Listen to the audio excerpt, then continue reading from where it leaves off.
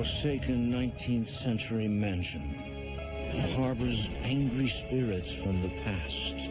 There was definitely something there, and it felt like it didn't want us there.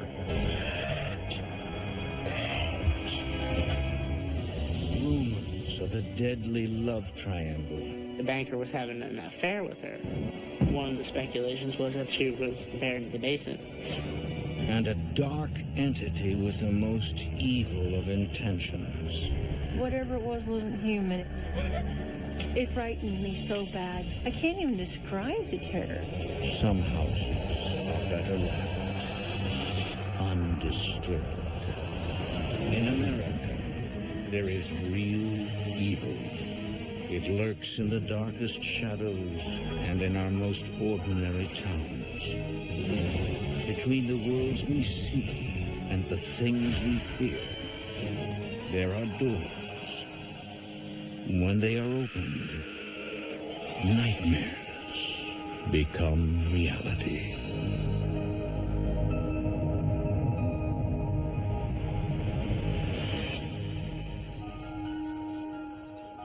In the heart of Decatur County lies the small town of Garden Grove, Iowa, where the Rice family, Norman, Jennifer, and son Andrew, has just purchased a 19th century Victorian mansion.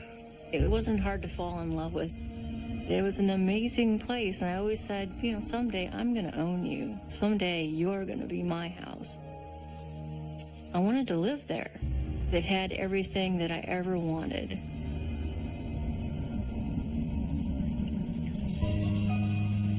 Better than the pictures? It's incredible. Just looking at the outside of the mansion, it's breathtaking. It has a commanding presence. Hey, what do you think, Andrew? We're gonna live here? At that point, I would have been about 8, 9 years old. We were moving from a farm, and I was kind of excited, new house. It was really big compared to our old one. It was really just a nice house. I'd never seen anything quite like it before.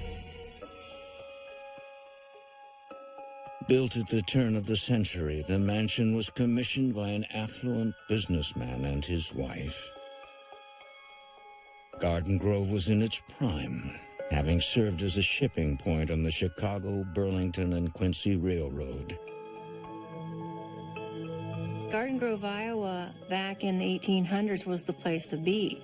It was one of the major cities. There were several thousand people that lived there because the railroad came through. It had a nice, long downtown area with lots of shops and bakeries and haberdasheries. And so that's why they chose that, it was a beautiful place, still country-like, but city-fied. And Jennifer feels an instant connection to the house. The house just kind of felt like it belonged to me, like I'd known it at some point in time. It drew you in. But the picturesque mansion hides secrets from the past.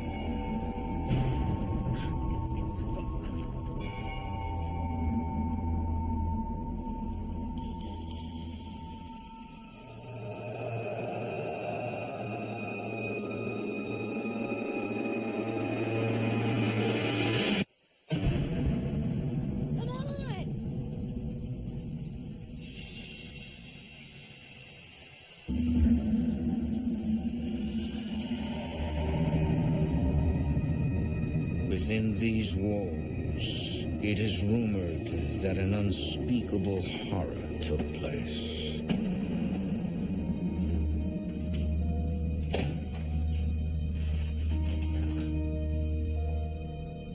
Isn't it grand? I mean, look at all the details. Look at this staircase. Very clearly, before we even moved in, we knew it was a money pit. It's incredible, but don't get too crazy. Norm, it's gotta be done right. For the company I worked at, I actually got a lot of stock options. So we were kind of planning on using that money to put into the house. So we were fully prepared to dump a whole bunch of money into it. I feel like I'm the one who was meant to restore it to its former glory. Now, honey, I trust you. This is your passion. Be reasonable. I think Norman, more than anything, just knew that I loved that house. Are you sure you're okay with this? Yeah, if you're happy, I'm happy. In the months ahead, Norman spends most of his time working for a software company in Arizona, nearly 1,300 miles away. This leaves Jennifer alone to manage the big job of renovating the old house so that her family can move in. With me being out of town, it kind of gave her something to do since we were apart 90% of the time, being in different states. Her being able to put all of her energy into restoring this house really gave her a sense of accomplishment. Jennifer hires a main contractor named Claude and a few other workers to help realize her vision of the old Victorian mansion. It was a mission for me. And I could just see what it should look like. And that's what I loved about having that house. I could just create it from basically the ground up into what it should be and what I loved.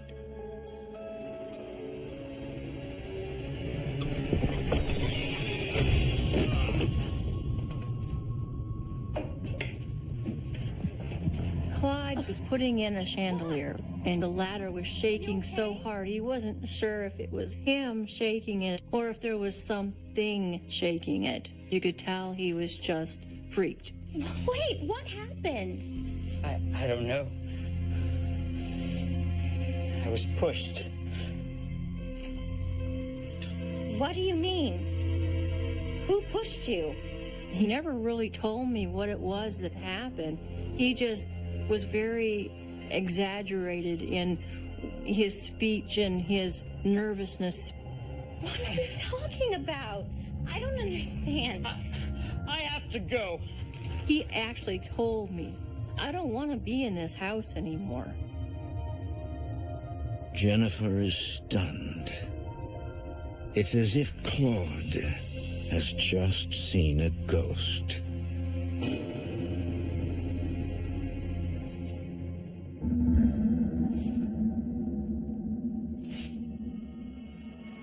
I told my wife I was going to be working in this house. Uh-huh. You know what she said? You know what? Stay out of the basement. What? Why? You know about the basement, right? No.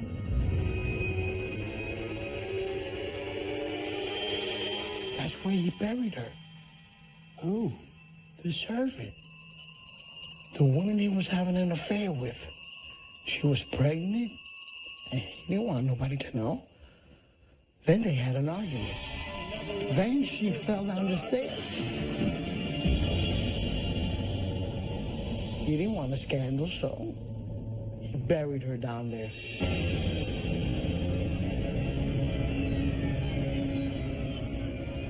I think a lot of the creepiness and the fact it sat abandoned for so long, it sparked a lot of rumors. And the rumor was that the original owner buried her in the basement. 8-year-old Andrew's curiosity gets the better of him. First, he saw a man in the window, and now the scandalous rumor leads him to the basement. I couldn't even fathom everybody knowing so much about a house that I had just moved into. But it was kind of cool at the same time.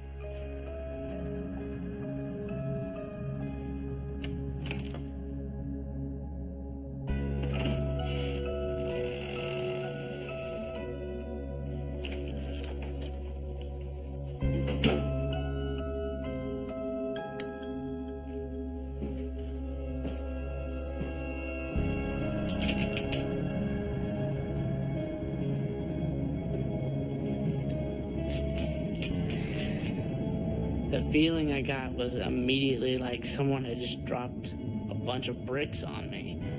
It was just really heavy, dense air. It was kind of hard to breathe a little bit. I can remember it being damp. It literally smelled like wet dirt.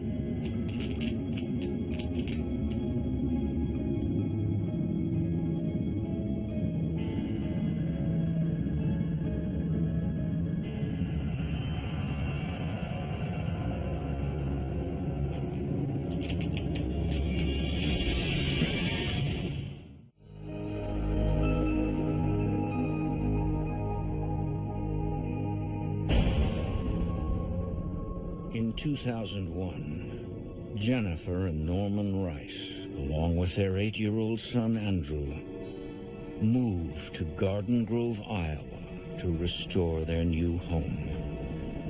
The historic mansion is haunted by rumors dating back to the early 1900s of a suspicious death and a secret burial in the basement.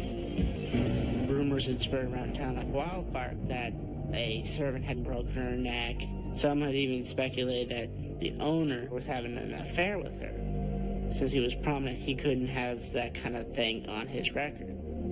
So one of the speculations was that she was buried in the basement.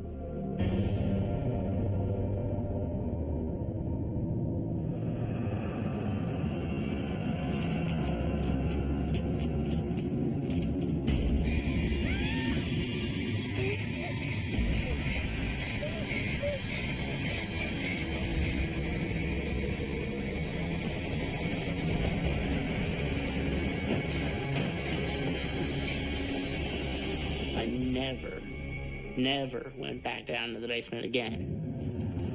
I had thought maybe it was a skeleton grabbing me from underneath the ground. Maybe because I'd seen one too many horror movies as a kid.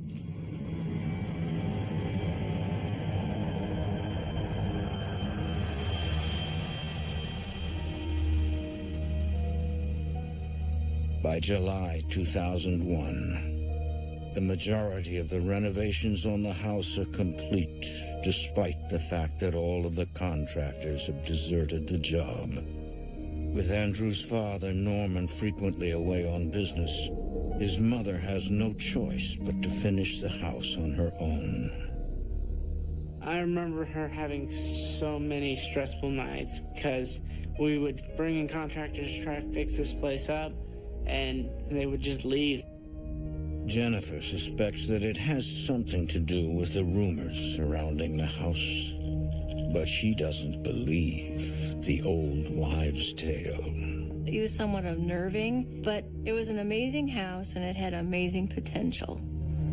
And that's all I could think about for a while. It didn't matter what people said. There's always going to be rumors, especially in small towns. But as time wore on and some of the things that happened, I began to wonder. I started hearing noises I really couldn't explain. Andrew?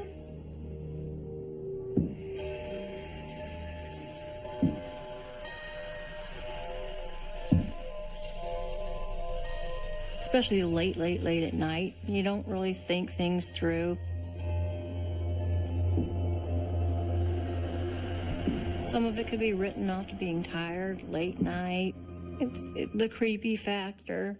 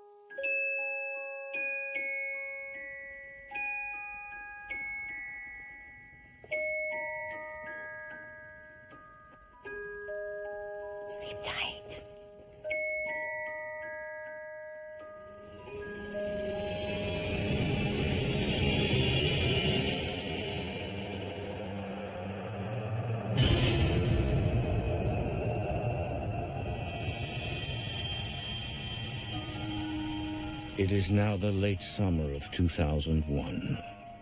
Norman is still working full-time 1,300 miles away in Arizona, while Jennifer and Andrew adjust to the family-friendly Garden Grove, Iowa area. One night, Andrew invites his friend Cody for a sleepover. Ah, yes! Lightsaber.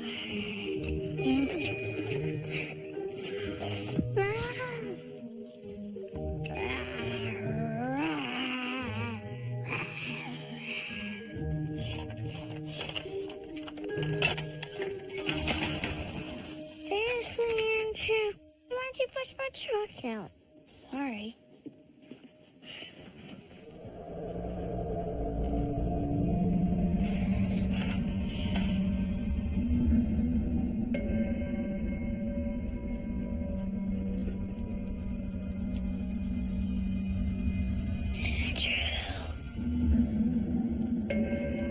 Cody? I remember Cody, when I looked up at him, he just points at the top of the stairs.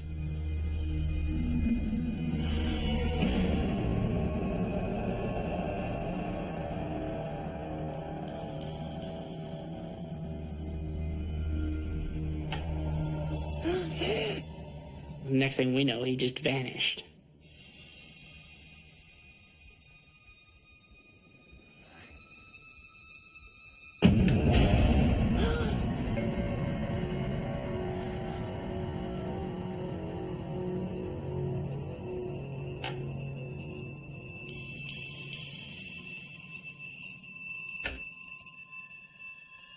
Where is he?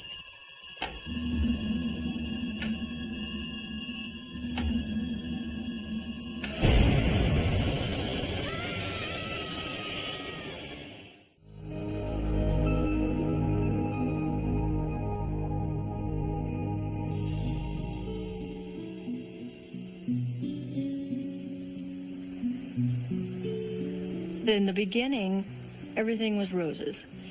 Home sweet home. You know, we'd spent all the time fixing the house up. But it didn't take too much longer after that to realize there was something off about the house. I chose to ignore a lot of things because I was elated and it was my dream. By the summer of 2001, Jennifer Rice has completed renovations on an abandoned 19th century Victorian mansion in Iowa. And while the home's rumored history of a mysterious death merely lurks in the back of her mind, her son Andrew comes face to face with evil.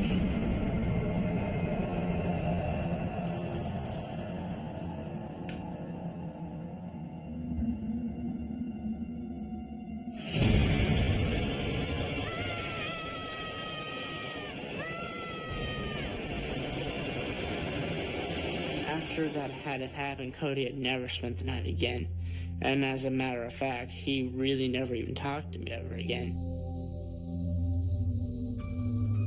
Despite his terrifying encounter with the ghostly entity, Andrew decides not to tell his mother what he saw. I didn't want to worry her because I didn't know how she really would react to it at the time. So I just avoided the subject altogether.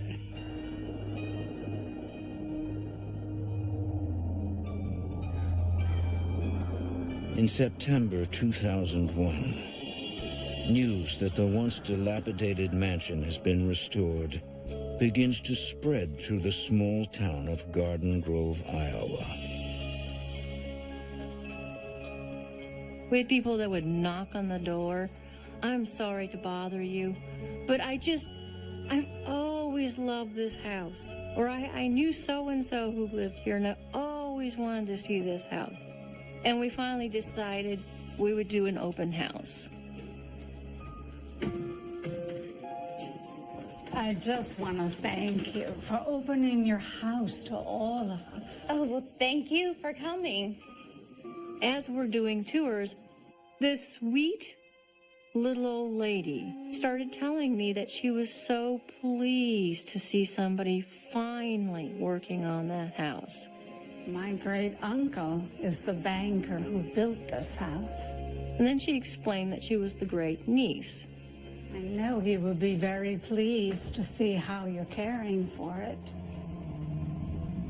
She'd watched over the years how people came and went and left it sit and rot. You could tell it broke her heart. And he and his wife would have been very happy to see a child growing up here. Oh, that's my son, Andrew. Please come in. I have something for you. The great niece brought a beautiful scrapbook full of pictures. And she showed us this picture, lovely picture about yay big, of the original owners. Jennifer is struck by the image of the husband.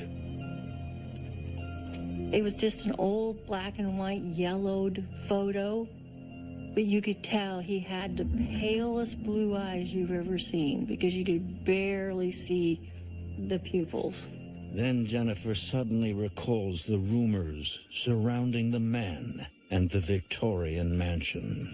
Did you ever hear any of the rumors about this house?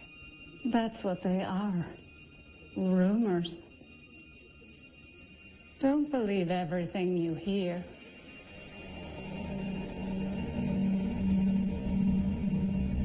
Of course not. What happened was they married later in life. Did they have any children? They wanted children so badly. So they didn't have children. And you can tell they planned on having children because there was a child's room adjoined to the master bedroom. That's my son Andrew's room. Andrew, come here, sweetie. This nice lady was just telling me that her great uncle is the one who built our house. Very pleased to meet you, Andrew. You too. Look at what she brought us. As she's showing us all these pictures, I started realizing that I had seen the banker somewhere before. Is the man I saw the first time I went in the house. And then again at the top of the stairs.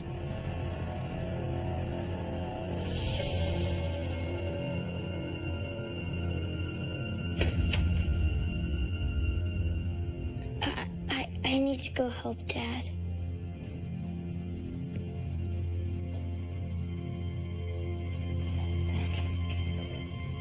I'm sorry. I don't even know what that was about.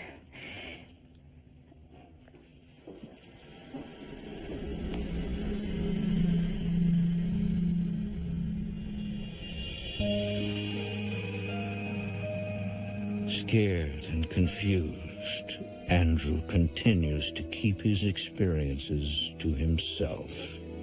I was just in a kind of state of denial, really, because I just was thinking, oh, well, no, this is really happening. I just remember pushing it out to the side, pushing it off to the side, because I didn't want to even try to rationalize it. This was not something that I could just tell somebody, because unless you're there, you really can't fix it. So, I mean, I kept this to myself as best as I could.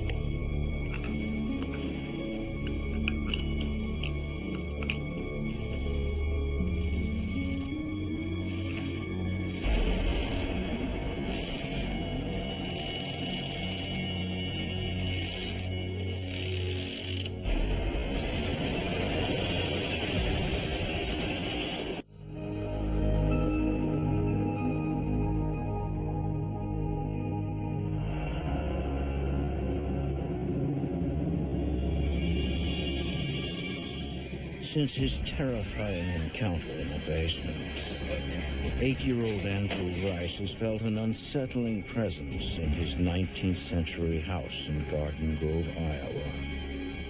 At that point, it scared me so much. I would just go over to a friend's house, or I'd go walk down the street and go play at the park. You know, I just find any way to avoid the situation altogether.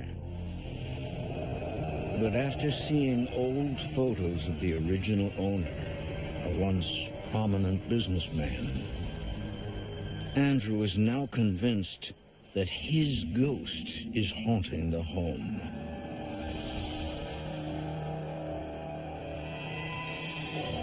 His father, Norman, who is often away on business, is completely in the dark. My job is extremely stressful, trying to do software development and traveling too, and so they wanted me to be more concentrated on my work and not have to really worry too much about the house itself. They didn't really talk to me about it at all. A lot of times my dad was out of town, so he had no idea what was going on.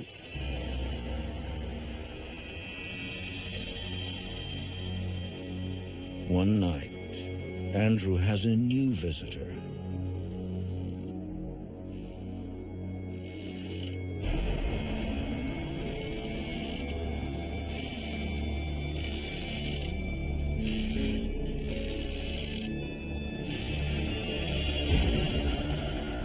When I looked up, I saw this lady just sitting in my rocking chair. At first, Andrew is stunned at the sight, but then he recognizes who she is. I had seen the lady somewhere before. It took me a minute, but then I realized it's the banker's wife.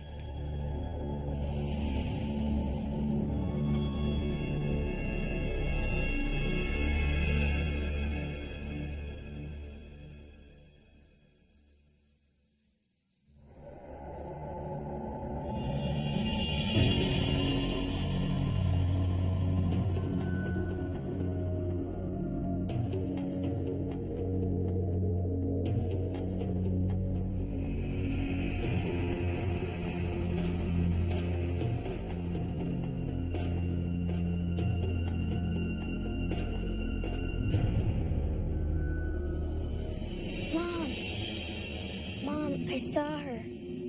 The woman in the photo. The banker's wife. She was sitting in the rocking chair in my room. He said, I saw a ghost. He was very shaken up about it. It's okay. Maybe you're just dreaming. You can really scare yourself when you're alone by overthinking things. We were very used to being alone, and I think we tended to underthink things. No, I'm serious. She looked exactly like the photo. It was her, and that's not all. I've seen the banker, too.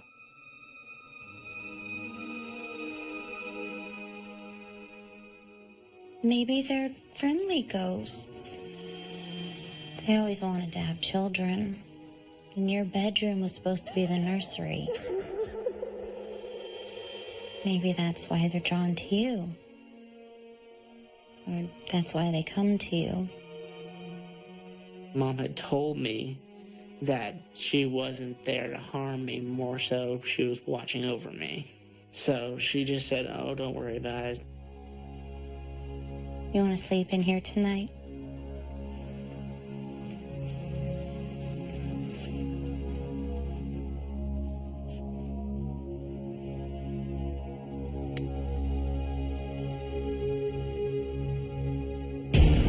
Despite Andrew's compelling tale, Jennifer isn't entirely convinced that the house is haunted. I didn't want to believe that there was anything going on. I just didn't. I'm stubborn. I'm very stubborn. And if I don't see it, it didn't happen.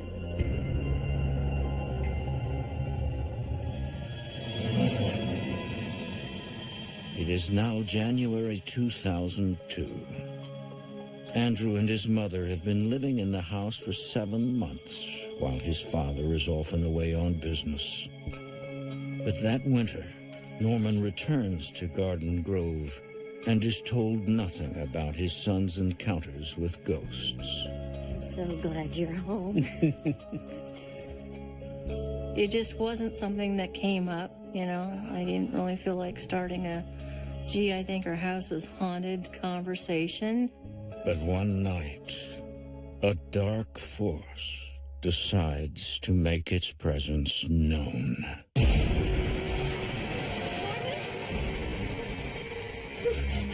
Something picked us up, and we landed on the bed. We were both wakened at the same time by some black entity, just some ominous presence. What was that? You felt that too, right? Yes. There was no way to rationalize it. There was just no way. It was unexplainable. So that was the first time I hadn't been able to just explain it away. This isn't something that happened by yourself. We're both sitting there talking about the same thing that just happened, so we know this was real. This was no dream.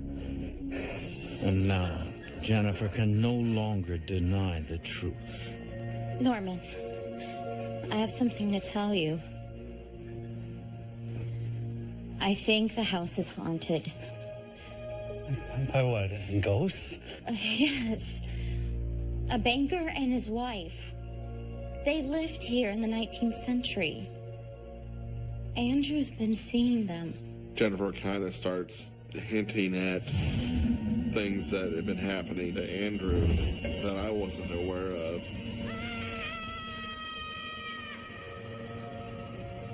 There's a rumor around town. The banker had a servant girl who was pregnant. I will have you thrown out and you'll starve in the streets. She died here. And they buried her in our basement. In our basement? Why'd you wait so long to tell me? I thought if we ignored it, it would just go away. But now this... We both felt it. There's something here. You just want to pack up and leave? No. There's nothing more to talk about, is there? It made me feel like this is all my fault. But we didn't talk about it. It was frustrating, it was isolating. I felt alone because I didn't want to talk about it and stir it up. But now that the secret is out, Norman begins to dread spending time in his new home, where he suddenly feels unwelcome. You almost feel like you're going into a depression, thinking, okay, we've spent a lot of money on this house, and now do you want to admit that somehow a house can say, I don't want you here?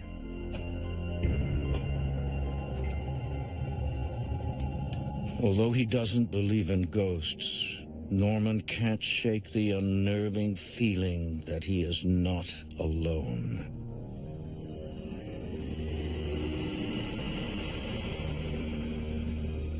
And that something still lurks in the basement.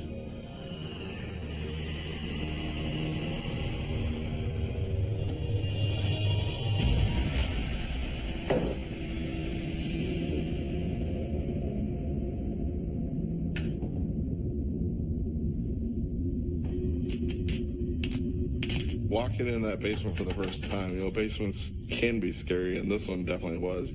It just kind of gives you the heebie-jeebies.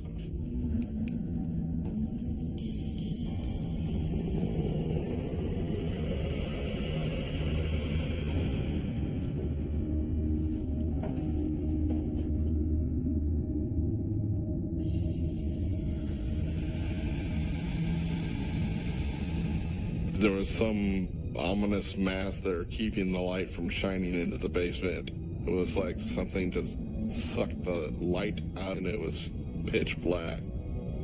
That had to be the most scared I ever was in that house.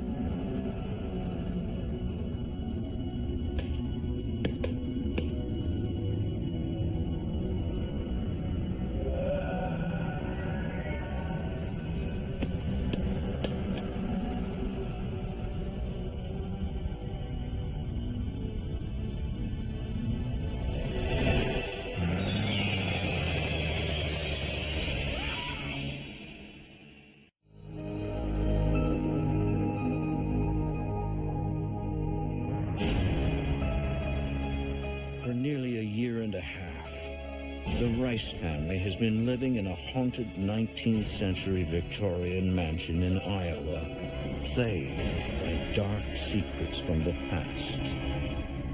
Their presence in the once abandoned house has stirred up angry ghosts still roaming the property. But that fall, a new evil spirit is unearthed from deep inside the house, and Norman has a terrifying encounter in the basement.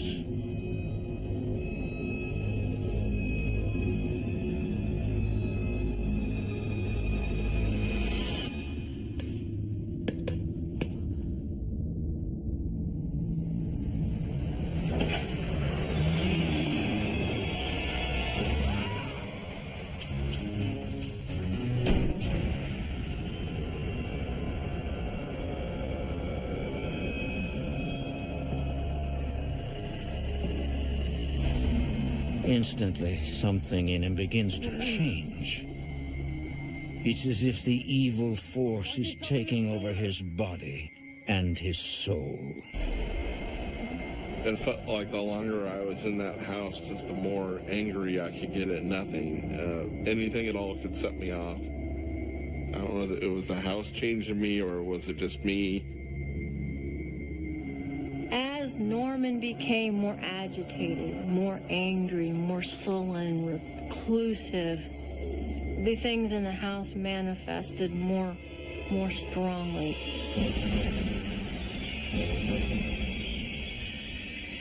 It scared me. I was just getting numb to everything because it was just getting worse and worse, and at this point, I just started not feeling anything. But fortunately, Norman's job soon takes him out of state on business for several weeks. His absence comes as a welcome relief. I just knew that there wasn't going to be another day of yelling and screaming and wondering what was going to set him off.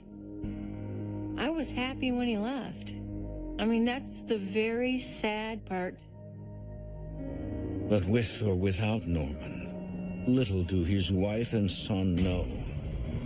They are not safe. The evil spirit has been awakened. We had just gotten home from Sunday church, and my friend from down the street, he would always call and leave me a message after he got off church so we could go hang out and play. Honey, what are you doing? It's broken. No, it's not.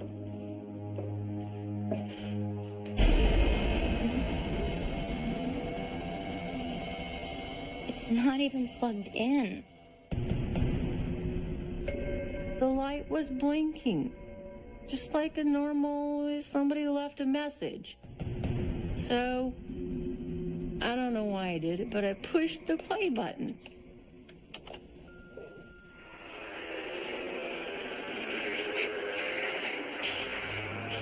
Out of that came a noise, whatever it was wasn't human, but as I turned it up, you could hear very clearly.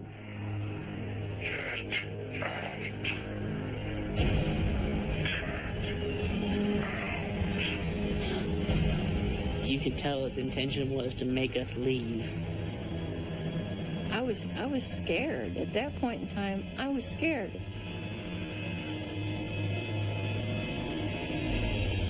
Terrified, Jennifer reaches out to her last resort, the church. Weeks later, a group of parishioners arrive to conduct a house blessing. The evil immediately lures them to the basement. In the name of Jesus Christ, we dedicate this home as a sacred edifice. They were around the basement leaning inward with their Bibles while they were praying. Lord, we ask that you protect this home so that Norman, Jennifer, and Andrew Rice can worship and grow spiritually in peace. Amen. Amen.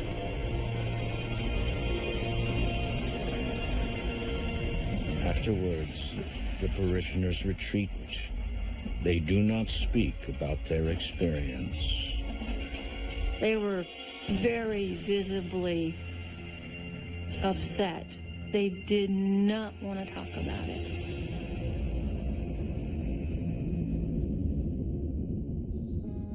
The house blessing is now complete, and Jennifer has faith that it will make a difference. I honestly believed that it would be better. I really did, because he picked the strongest people in our church, the most steadfast people I knew. I was very hopeful.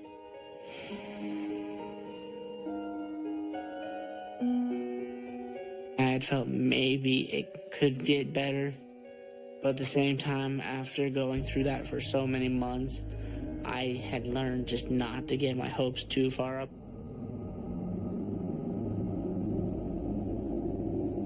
With her husband Norman out of town, Jennifer tries to remain strong for Andrew.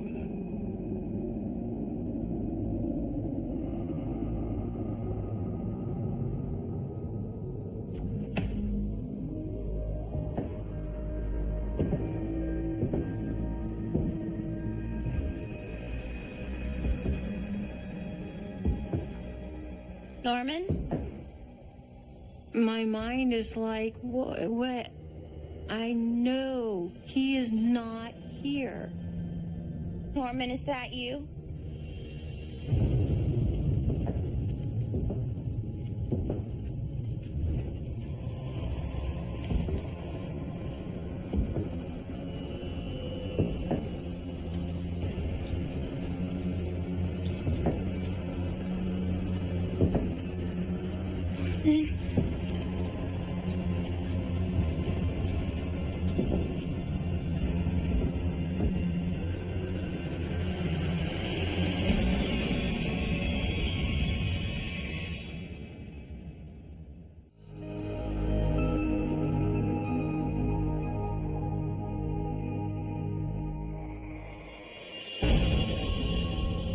For well over 2 years, angry ghosts and an evil spirit have been haunting the Rice family in their 19th century Victorian home in Garden Grove, Iowa.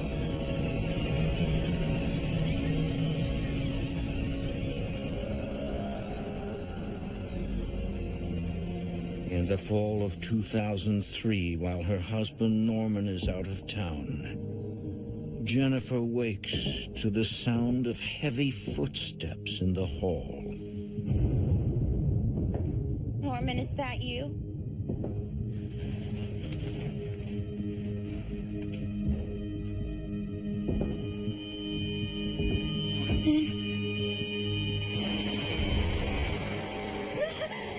I saw that thing. I didn't know what it was, and then it looked at me. I can't move. It's going to get me. I'm feeling like I'm going to die of a heart attack. I can't even describe the terror. I knew then that it could create whatever it wanted to scare us. But this new entity is just starting its reign of terror. And soon, it targets the weakest member of the family.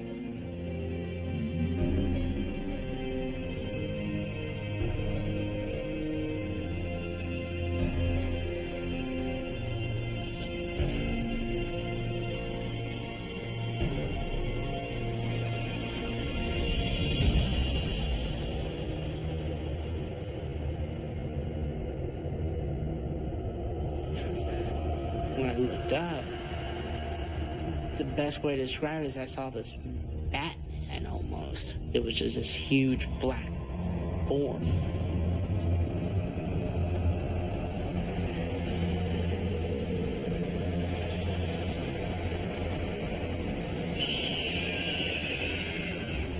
I feel this presence enclosed around me. It was just strong, and I knew that if I had struggled, it would have just tightened his grip even more.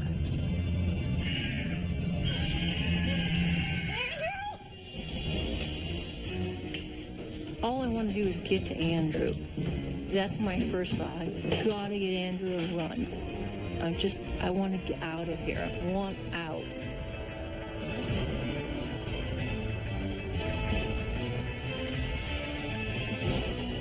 Come on, baby. Come on. She didn't even grab her shoes. She just picked me up. We ran out the door.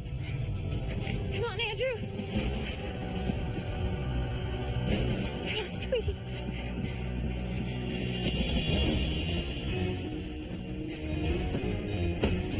It's okay, sweetie. It's okay. I was too scared to look in the back seat, in the rearview mirror, because I was afraid that thing was in the car with us. Sorry, sweetie. That was it. I was done. I couldn't do it anymore. We needed to sell it and move. Finally, in November 2004, after 3 years of terror, the Rice family sells the 19th century Victorian mansion. I was heartbroken, naturally. It was my dream. But I knew my family just had been through enough. So I had to say, sorry and start all over again. We admitted defeat. We were cutting our losses, but then after we sold the house, and even now today, I'm glad that we did. It seems like getting out of that house played a big role in getting our family back on the right track. Family is definitely more important than any house. After we sold the house, everything seemed to return to normal. Where we lived was just nice, calm little house that didn't have any worries, and my dad just started feeling my dad again. Still, even years later, Jennifer is unable to let go, wanting answers about her family's terrifying ordeal.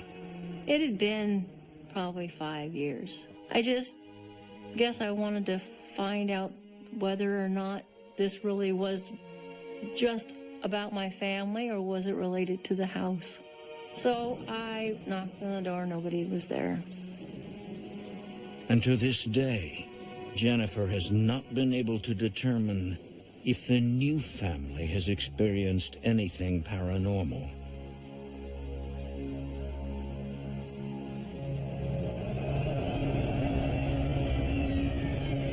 What happened to the Rice family in Garden Grove? And what, if anything, lies buried in the basement remains a mystery. I think that thing saw a source of power that it could draw from. I was feeling fear, my mom was feeling stress, my dad was feeling anger. All those are negative, and it gave it something to feed off of.